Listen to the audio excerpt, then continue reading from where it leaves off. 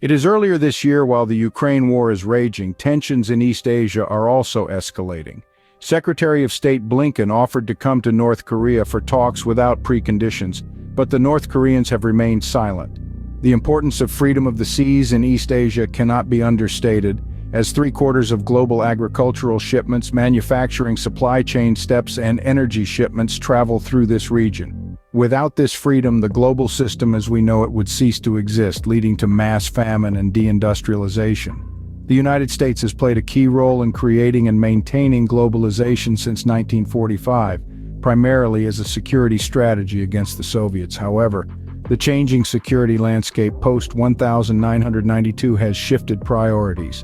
Despite the current Russian aggression in Ukraine, American commitment to globalization remains strong, with security considerations driving trade deals. The ongoing conflict in Ukraine could potentially disrupt the global system, with Russia at the center of the storm. The conflict in Ukraine has brought Russian aggression back into the spotlight. The war, initiated by Russia, has raised concerns about the stability of the region.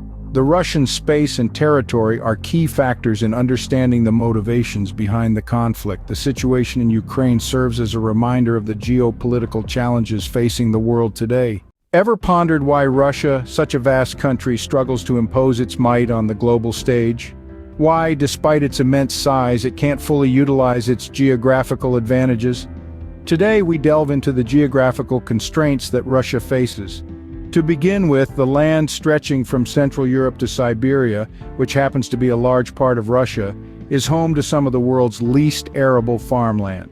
This land can barely grow a single crop of short-season wheat, making it nearly impossible for Russia to sustain a national road network. This has led to a significant reliance on rail transportation, resulting in a very slow movement of forces. In essence, they have to literally walk places.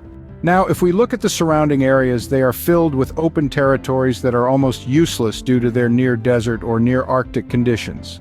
Beyond these, there are actual barriers such as deserts, seas, and mountains. For over 3 centuries, Russia's strategy has been to advance through these unforgiving lands, reaching the geographical barriers where a panzer division cannot pass. Unfortunately, Ukraine doesn't fall within these barriers, but it's en route to 2 of them. From Russia's perspective, what's happening in Ukraine is like phase 5 of an 8-part plan. If they succeed in Ukraine, they will push on, with their sights set on countries like Romania and Poland, both of which are NATO countries. To summarize, Russia faces a multitude of geographical constraints. It has to contend with poor farmland, a lack of a national road network, and slow movement of forces. It also has to navigate through nearly useless open territories and actual geographical barriers. These constraints have shaped Russia's expansion strategy for centuries, with countries like Ukraine and potentially Romania and Poland playing significant roles. It's a complex situation to say the least, but understanding these geographical challenges is key to understanding Russia's actions on the global stage. It's a slow, painstaking process, but it's one that has been centuries in the making, and it's likely to continue for many more to come.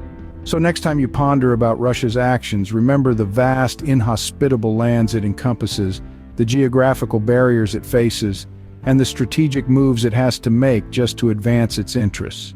It's not an easy task, but it's one that Russia has been grappling with for over 3 centuries and will continue to do so for the foreseeable future. Ever pondered the current situation in Ukraine? It's a complex, intricate chess game, its pieces moving on the world stage. It begins with Ukraine's tactical disadvantage. The Ukrainians can't maneuver in the mud. It's as if they're playing a game of chess on a waterlogged board. This inability to utilize their superior mobility to encircle, cut off, and disrupt Russian troops is buying the Russians time to reinforce. In this pause, the Russians have initiated a second mobilization. By the time we reach the 1st of May, when spring will have bid farewell to the mud season, the Ukrainians will have more troops, better trained and better equipped. However, the Russians will have thrown an extra 500,000 men into the fight. This is a race against the clock, where strategies are put to the ultimate test. The numbers favor the Russians. Unless the Ukrainians can inflict casualties at an 8-to-1 ratio, they are at a disadvantage. But if they can pull that off and completely break Russian military power, then the tide of the war could turn. By mid-June, we'll have a clearer picture of who's likely to come out on top. The impact of this situation extends beyond the battlefield. It reverberates through the economic framework of the world. The Russians are major producers and processors of numerous industrial and agricultural materials, from potash in agriculture to chromium and nickel in industry. All these resources have been maintained by Westerners who are no longer present. Much of this industrial infrastructure dates back to the 60s, and we're already seeing industrial accidents of such magnitude that they can be detected from orbit. It's affecting energy, natural gas, agricultural production, and chemicals. Whether it happens in 3 months or 3 years, we need to prepare for the possibility that most of the industrial materials that the Russians supply to the world could disappear, regardless of who wins this war. Fertilizer output from the Russian space is already down by 20 to 40%, depending on the nutrient. This is a situation the world is not ready for, especially if we're considering the reindustrialization of the United States. So, to summarize, the Ukrainians' inability to maneuver in the mud has bought the Russians time to reinforce. By May, both sides will have upped their game, but the numbers favor the Russians. By mid-June, the outcome of the war should be clearer, and the impact of this war is already being felt globally, with a potential future shortage of industrial materials and agricultural nutrients. And that, dear listeners, is the current situation in Ukraine and its global implications. Have you ever stopped to ponder what electrification of everything might mean for our planet's resources? What if I told you that to truly electrify everything, we would need 4 times the amount of nickel and 10 times the amount of lithium currently in use? It's a staggering thought, isn't it? Our world has never been able to double the volume of any material in use within a decade. Yet to fully embrace electrification, we must accomplish this feat for 14 different materials. And as if that wasn't challenging enough, we must do so without the support of some key global players. The Green Everything program, a project of immense scale and ambition, requires significant resources. The most concerning of these are the materials used for fertilizers.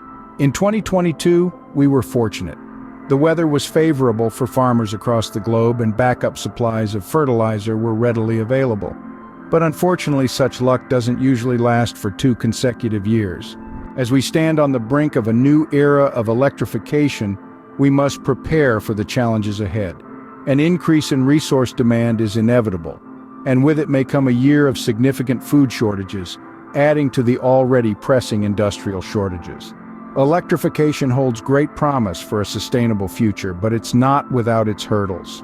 The demand for resources such as nickel, lithium, and fertilizers will skyrocket. This could potentially lead to a strain on our food supply, as the same resources that power our electric dreams also nourish our crops. The key takeaways from this discussion are clear. The future of electrification is intertwined with resource demand. As we strive to electrify everything, we must also grapple with the challenges of increased resource demand.